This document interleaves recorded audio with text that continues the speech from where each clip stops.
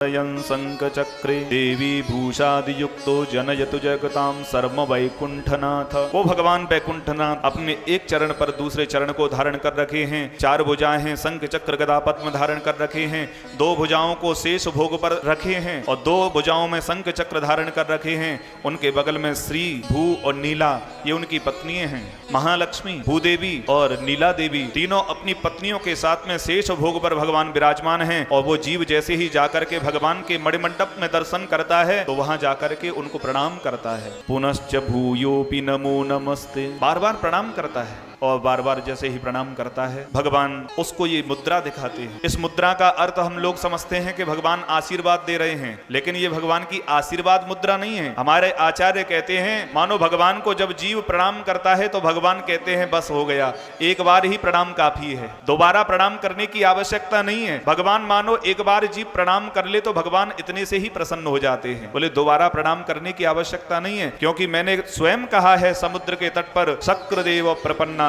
तवास्मीति च याचते अभयम सर्वभूतेभ्यो ददाम एतत् व्रतम मम।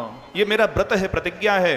कोई जीव एक बार कहते हे प्रभु मैं तुम्हारा हूं, समस्त जीवों से अभय प्रदान कर देता हूं। भगवान कहते हैं बस एक बार ही प्रणाम करो, बार बार प्रणाम करने की आवश्यकता नहीं। ऐसे जब जीव पहुंचता है तो धन्य पुमान, जीव जाकर के ऐसे धन्य होता है। ये जीव की धन्यता का वर्णन आचार्यों ने किया है। तो सबसे पहले क्रम क्या बताया? बोले जीव को सत्संग में आना है। सत्संगात् भव निस्पृहो, सत्संग से ही उसकी जीव की शुरुआत होती है। सत्संग में आकर के जीव धन्य और पवित्र हो जाता है और उसका जो चित्त है वो निर्मल हो जाता है।